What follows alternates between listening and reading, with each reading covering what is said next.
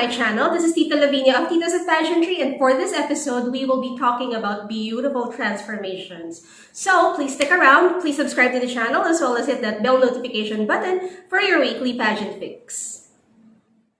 Just as a disclaimer, this episode will talk about transformation. So of course, when you have transformations, there are factors that we might discuss, such as age, such as procedures, such as surgery. So if I mention these things, please know that I am not mentioning them for the sake of putting someone down. I'm just mentioning them because they are part of my observations, and I feel like if work has been done surgically or non-surgically, now might be a good time to even normalize that discussion. So yeah, I hope you won't get too sensitive about this because I'm a little rusty when it comes to political correctness. So yeah, when somebody is there to present herself in the best way possible by means of a transformation, I think this is very reflective of how the candidate views herself, how the candidate takes care of herself, how the candidate also prepares for the competition. And most of the time, if a candidate really goes through a drastic transformation, whether it's through fitness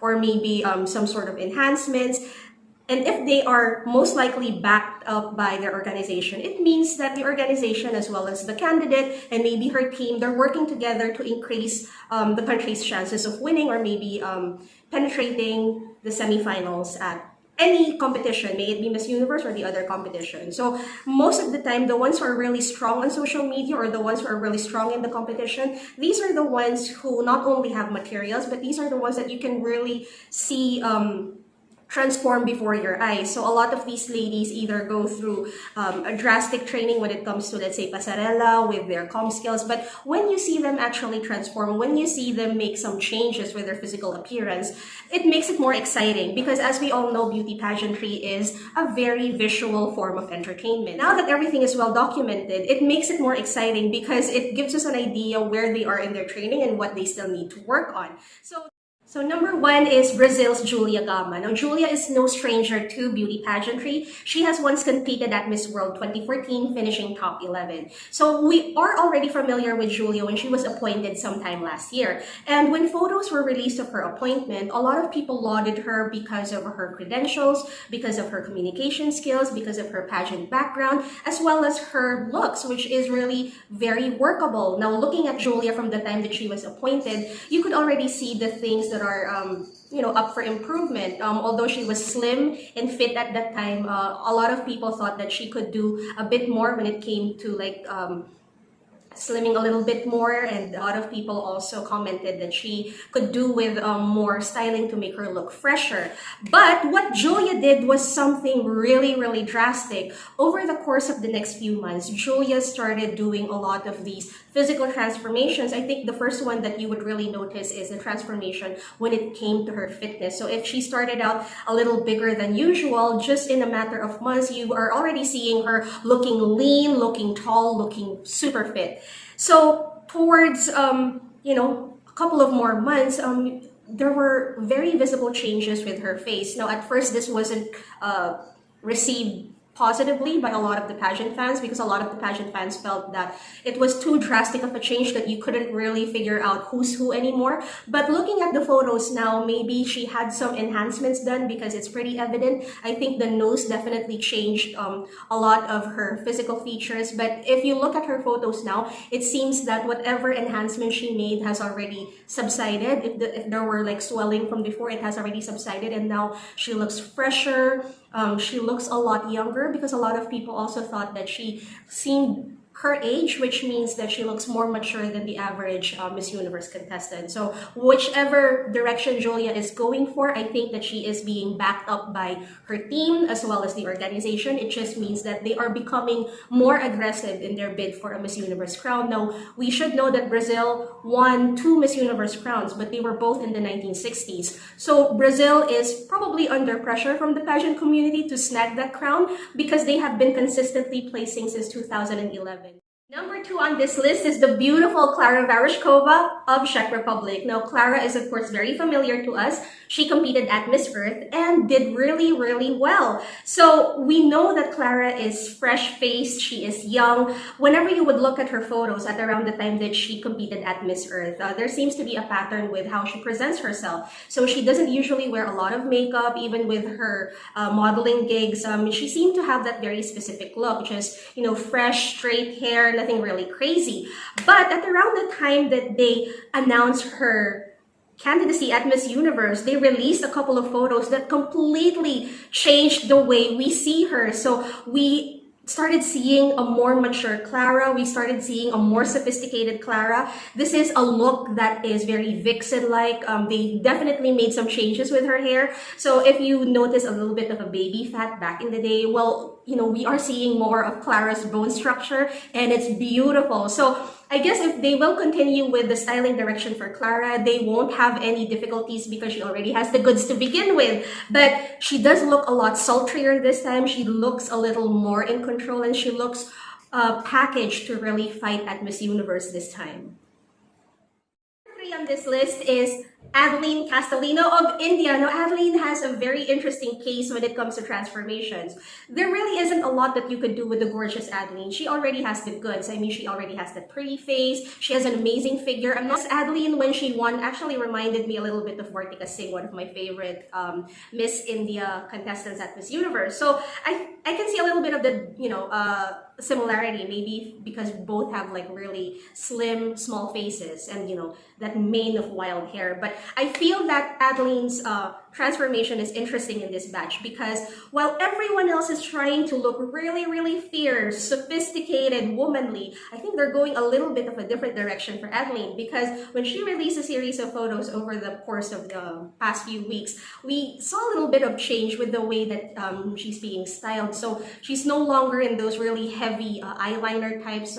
They've styled her hair and makeup a little softer this time. And I remember posting a photo of her on our Instagram page, Titas of Pageantry, and I remember saying, is she gonna compete at Miss International? Because a lot of her looks now are so soft, are so delicate, which I think really works for her because if you know, Adaline is already very exotic looking to begin with. So if you style her in a more exotic manner, then it, you know, just seems heavier, it seems redundant. So going into a different direction, softening her up is something of a really, really good move. And number 4 on my list is someone that I rarely even mention, but I think I would be doing you guys a disservice and I would be an ineffective vlogger if I didn't even touch on this. So I'm talking about Indonesia's Ayumulida. Now, I do know, of course, that I've had a tumultuous relationship with a lot of the Indonesian pageant fans and bullies, but I will nevertheless talk about Ayu because, yeah, you should give credit where credit is due. So let's talk a little bit about where she was in the competition. So Ayu was one of the earliest winners to compete at Miss Universe. So I think she has more than a year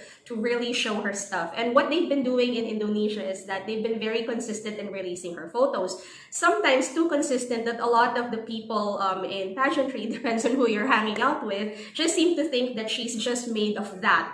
Beautiful photos. Now, when I say beautiful photos, these are controlled, these are approved, these are photos that are theatrical, they are produced with grand sets, with lighting, with wardrobe. So a lot of people sort of dismissed Ayu just because it seemed that everything about her is manufactured, from the way she presents herself to the way that she releases her materials. And may I just also share, as per my own observation, is that Indonesian pageant girls, at least for the 3 major ones that they have for Putri Indonesia, seems that whenever they would release materials, it has something to do with the approval of the organization. So you very rarely see these girls in their natural environment, so you have no idea whether they have personal style to begin with because everything just seems to be arranged for them. So you can't really gauge how they are with their personality. In fact, Ayu's personality did not come out up until recently, up until she started accepting more of these online speaking engagements or online interviews. And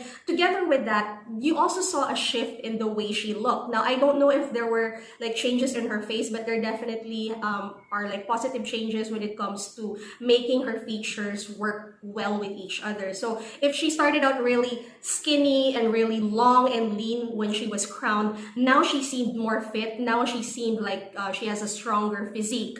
And in terms of her facial features, I do notice that back a couple of months ago, she had very thin lips, so maybe they also did some work on her lips. But whatever that is, I think they made it more of a cupid's bow. So whatever that is, it pretty much looks a lot better on her now. I guess because the procedure has also subsided. So she doesn't look as swollen as she did at around the time she started accepting these interviews. So I don't know, of course, if they will deny this or not. But whatever it is, it seems to be working for her. Now, another thing that I will note is because we rarely see these girls in the natural environment, we don't know how current looking they are, because whenever they do these photo shoots, like I mentioned earlier, it seems always so theatrical. They seem to be slapped with so much makeup that you don't really know what's underneath. So when there were some photos that were released about her interactions with, I don't know if it was a pageant fan or a friend, with her wearing shorts, with her hair looking straight and her face looking very contemporary, public perception change. It seemed that Indonesia is sending someone really chic this time. Indonesia is sending someone who looks like a model, who packages herself in her real life as such. So it's really a departure on the way Indonesia usually presents themselves, which I feel is just a little more dated because of the control factor. But if Ayu is going to continue with this direction, looking more chic, looking more contemporary, looking more like someone who lives in 2021, then I don't see any reason why she won't do really well at Miss Universe. As we all know, she has the backup of the organization, which is of course very important. Another important transformation is number 5, Malaysia's Francisca Luhong. Now, Malaysia's transformation really doesn't have anything to do with physical, because she already has that. She's already tall, she's already slim, but I noticed it had something more to do with styling, even lighting. So when she won the Miss Malaysia crown, it just seemed that they couldn't get the saturation of her makeup right. But that's just my opinion, and maybe that's also just the way her photos and her videos are presented on social media. It probably has something to do with lighting, but I will be showing you some photos and maybe you could understand where I'm coming from. So with Francisca, I feel that at around the time that she was crowned, of course, they were in the middle of experimenting with looks, and she would usually sport a look that's a combination of a very dark smoky eye, or a not so dark smoky eye, but something a little bit more metallic, paired with a really pale natural lip. So whenever they would photograph her, she ends up looking washed out. So she ends up looking as if she's a little sad. She ends up looking as if she's a little tired. But towards the course of the next few months, if you start looking at her materials now, it seemed that they shifted her styling. Her styling now is a little sexier. I think a lot of people are now comparing her to Maria Isabella Galleria because she is styled in a more model-esque manner, and in terms of her hair and makeup, they're putting more body in her hair. So her hair nowadays, it's not very done like in waves, but it seems just more effortless. It seems that it has more body, which I think would really work for Francisca because of her petite frame. Now, another thing that I also noticed is the saturation in using more colors when it comes to her makeup and the way that they defined her eyes. Now, she has beautiful eyes that you could really work with, but I think that precision to detail when it comes to eye makeup is really helping her a lot. I also think that they are veering away from that pale lips, that pale makeup that I'm talking about, because if you look at her materials now, she looks a bit fresher, she looks more rosy, and I think it has something to do with just a shift in the color palette of her makeup, which I feel is more feminine, I feel is warmer. So it makes her look healthier, it makes her look like more vibrant, at least in photos. Number 6 on my list is the statuesque Mexican Andrea Meza. Now, Andrea, of course, is again no stranger to the world of pageantry. She finished really, really well at Miss World, and you could really see a shift in her styling from Miss World to now at Miss Universe. So the thing with Andrea this time is because she's so tall, she's so fit, she has a tendency to look really hard. So I think what the team is doing right now is that they're doing a lot of experimental works on her. I don't think that they have locked in on a look yet, but I am seeing a bit of a shift in terms of usage of color palette, because a few months ago when she came back and started being visible in the consciousness of a lot of pageant fans. Her materials show a lot of a very sophisticated Andrea, but in terms of makeup palette, it seems that she prefers a lot of the browns, a lot of the earth tones. Now, I'm not saying I don't like this, I'm just saying that I wanted a little bit of color on her if it were just up to me. Now, the good thing about this was that they were able to release a behind the scenes photo of her that I really held on to because I felt that she looked like Jessie Mendiola. She looked really, really pretty. And although the styling is very Mexican, and when I say very Mexican, they seem to like a styling that's very old Hollywood. So they've had several representatives over the past few years with the same look: alabaster skin, super red lipstick, super tight Veronica Lake waves. So this behind the scene photo that I saw made her eyes really pretty with those wispy lashes and a lip color that was more on the rosy side. So, yeah, it's a clear departure from the browns and those sad palettes, and a departure also from the really vibrant reds that the Mexicans are known for. So if Andrea and her team could meet halfway and look for a look or a style that's in between, I think they're on the right track, because I saw two recent photos of her. One was actually a Valentine greeting, and one with her looking super statuesque in a yellow jumpsuit, was it? I feel that she has already balanced at least the color palette of her makeup, making her look younger, look more, look softer as well, because I mentioned how hard she can sometimes come across because of her bone structure, because of her statuesque height. Number 7 is another statuesque lady from Nepal. Her name is Onshika Sharma. Now, Onshika is also very interesting in this list because she seemed like a girl next door, a really tall girl next door. So when she won, she was fresh-faced, although she had a glittery dress on. Everything about her seemed really simple. But because of the efforts of her team, we are now starting to see the potential. And if I may, Onshika really reminds me of the Laren May Bautistas, of the Nelda Ibis. These are the really tall girls who seem to look really plain in real life, but they also seem to be blank canvases. So if you put makeup on them, if you put the right styling, they're definitely transformed. And based on the materials that were released by the Nepali organization, well, it is evident, you can see it, because even the attitude and the way that she presents herself and the way that she gets herself photographed, there's definitely a shift, and it definitely is a positive shift. So they were able to capitalize on her height, they were able to capitalize on her blank canvas, making her look really sophisticated, making her look sexier, making her look a little more grown up and a little more, street smart in terms of styling. Number 8 belongs to Vanessa Castro of Paraguay. Now, she has one of the most dramatic transformations this year, and this is also because it probably has something to do with the drama that surrounded her win. Now, if I might just refresh your memory. So what happened was that it was really very controversial during the finals night of Miss Paraguay, because it seemed that Vanessa was nowhere to be found during the pre-pageant activities. She just made her appearance at the night of the finals, and people had nothing to base from. Apparently, she didn't have any official photos or official participation in the pre-pageant activity, so people didn't know her at all. But anyway, she ended up winning the crown, and I don't know how, I don't know if it was just a smear campaign, or I don't know if there were any interest in putting out her photos out there, because the first few photos that we saw of her just seemed to be manipulated, just seemed to be edited, because they weren't really very flattering. And if you look at her social media accounts, there weren't really a lot to pull from. A lot of her photos are taken from afar, so you can't really get a great assessment of what her facial feature is like, but she became super quiet for a long time. There was no movement on her social media account. There was even no movement or any press releases from the organization up until she released a couple of photos a few weeks ago looking entirely different. So I cannot even go through the physical changes that she went through, but it definitely is not the same person anymore. But whatever it is, it seems that they are confident with what they have presented. It does look very different. It does look very drastic, but hey, I mean, if you are fighting for a Miss Universe crown, then might as well go ahead and do it if you have a meet.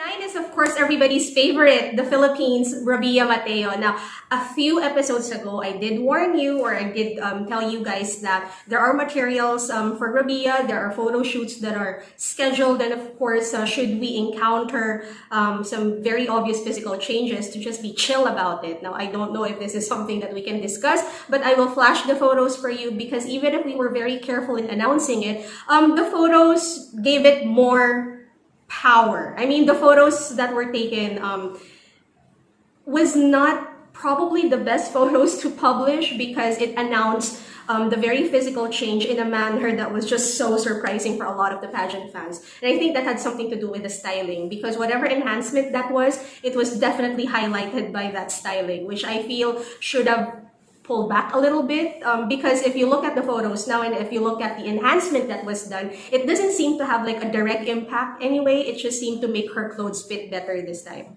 So looking at the transformation, there hasn't really been anything drastic in terms of her facial feature. A lot of people also thought that she could use a bit of a weight gain to make sure that she develops muscles underneath, should she intensify her workout. And that's exactly where we are with Rabia's current look. So the styling is still something that they're working on. I don't think it's that bad anymore. I think that they're being more conscious now. They haven't nailed styling yet, but in terms of her facial features, in terms of her body proportions and where she is with her fitness, I know that she gained a little bit of weight, that she is fulfilling that part of the brief, but that in the next few days she will intensify her physical training. So we have really yet to see the full effect of her transformation, and that also goes the same with the materials that she's putting out there. She has had some hits with her styling, with her hair and makeup, and she has also had some misses. So I think it's still a little early to tell. We have yet to really see the full effect of her transformation, because I suppose it's starting now. Number 10 on this list is another strong European contender. Her name is Bianca Tirsin from Romania. Now, of course, Bianca is no stranger to us. We saw her at Supranational, and she did really well in 2018 at Miss International, finishing top 5. Now, looking at her, she seemed really perfect at Miss International, because although she is Eastern European, her features are very doll-like. But what's evident about this year in terms of transformation is because of maturity, really. When Bianca started in the international pageantry scene, of course, she was a lot younger, because Bianca is only 22, making her one of the youngest contenders at this year's Miss Universe. So if she started out really early in 2017, you could really see the progression of her change in terms of styling, in terms of hair and makeup, and of course physicality. Because before, when she was perfect for Miss International, she really did look a lot rounder. So I think she lost a lot of the baby fat. She lost a lot of weight. She looks a lot sexier now. Even the way they do her hair and makeup, it looks more contemporary. Whenever they would do the photo shoots, it's not always pretty beauty pageant. It's even more editorial. And what I like is that whatever makeup technique they have over there, it just seems to lift Bianca's face. So I don't know if it had something to do with the eye makeup or the contouring. It just seemed like she has that wind machine on her face, making her look smooth and tight.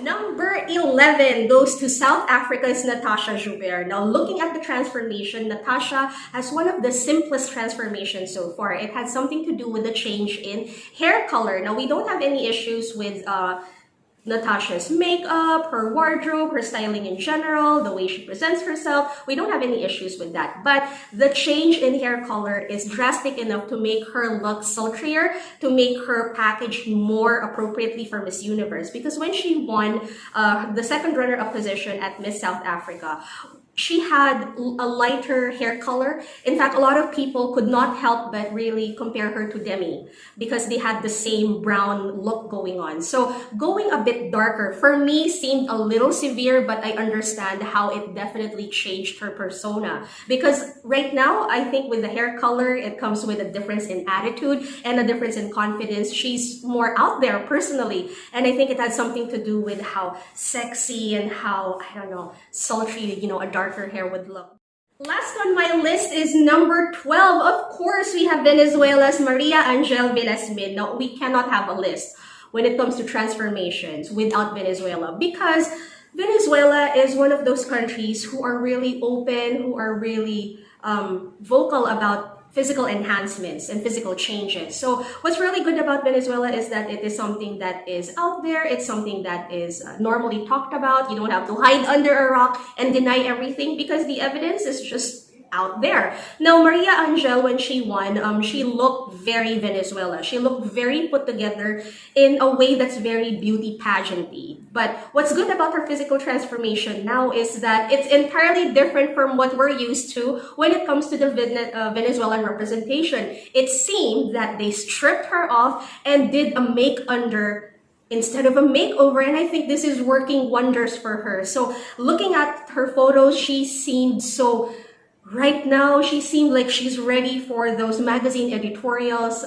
She's a little more moody looking. I love that they stripped off her makeup. I love that they went away with the pageant hair, and I love the more somber attitude and the more somber way of presenting herself. So I think this is something that's really fresh for Venezuela. So if she could balance this with her perky personality, I think they're on the right track as well. So yeah, good for Venezuela.